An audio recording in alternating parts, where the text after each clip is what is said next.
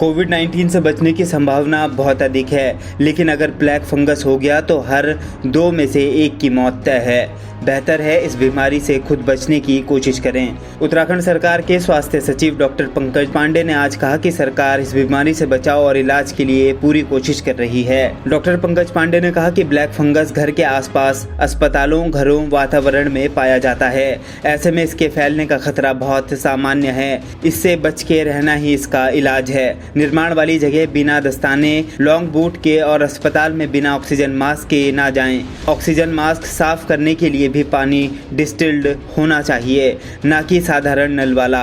नल के पानी से भी फंगल इन्फेक्शन मुमकिन है। डायबिटिक के लिए ब्लैक फंगस बहुत खतरनाक है। उन सभी लोगों को ये रोग जल्दी हो सकता है, फिर ठीक होना भी बहुत मुश्किल होगा। उत्तराखंड में अब तक 17 ब्लैक फंगस केस सामने आ चुके हैं। 14 मरीज एम्स ऋषिकेश में इलाज करा रहे हैं।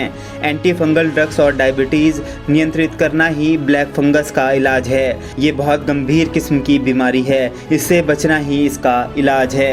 कोविड के मरीजों को ब्लैक फंगस होने की वजह उनकी रोग प्रतिरोधक क्षमता कम होना है। उनको स्टेरॉइड दिया जाता है। जिसको स्टेरॉइड दिया जाता है उनकी इम्यूनिटी कम हो जाती है। इसके इलाज के लिए अभी सरकार के पास पर्याप्त दवाइयां हैं। उत्तराखंड में इसका उत्पादन भी किया जा रहा है। ऑक्सीजन मास्क, पाइपलाइन के पानी का साफ होना बहुत ज़रूरी है। न्यूज़ स्पेस के लिए चेतन गुरुंग के साथ मैक खान की रिपोर्ट। नमस्कार, मैं डॉक्टर एनएस प्रेस देहरादून से। आज हम बात करेंगे काले फफूंद, ब्लैक मोल्ड यानी म्यूकरमाइकोसिस के बारे में, और यह जानने की कोशिश करेंगे कि आप जो कोरोना से ग्रसित हैं, इस म्यूकरमाइकोसिस से कितना खतरा है। एक बात शुरुआत में ही बता देना चाहता हूं, यदि आप अपने घर में कोरोना का इलाज ले रहे हैं, थोड़ी बहुत ऑक्सीजन पर भी हैं, तो म्यूकरमाइकोसिस का खतरा आपको नहीं के बराबर है। म्यूकरमाइकोसिस एक फफूंद की बीमारी है, फंगस की बीमारी है। बहुत सूक्ष्म जीव होते हैं। जैसे कि आपने देखा होगा, घर में ब्रेड रखने पर, रोटी रखने पर वो काली पड़ जाती है, कई बार उसमें फफूंद उगाती है। उसी तरह का म्यूकरमाइकोसिस हमारी रक्त शिराओं में के अंदर और उसके चारों तरफ फैल जाता है, और यह तब फैलता है जब हम शारीरिक रूप से बहुत कमजोर हो जाते हैं, जब हमारी प्रतिरक्षा तंत्र हमारा बहुत कमजोर पड़ा हुआ होता है।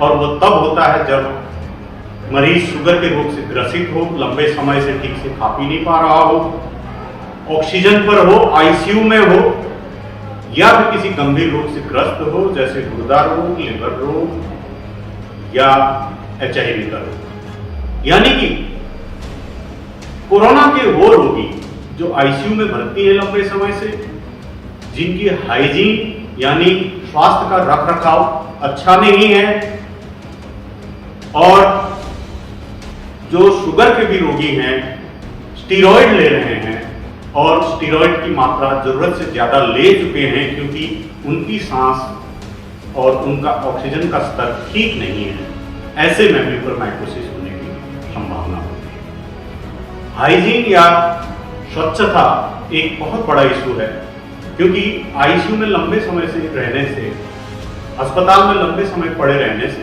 कोरोना रोगी अपना रखरखाव नहीं देख पाते।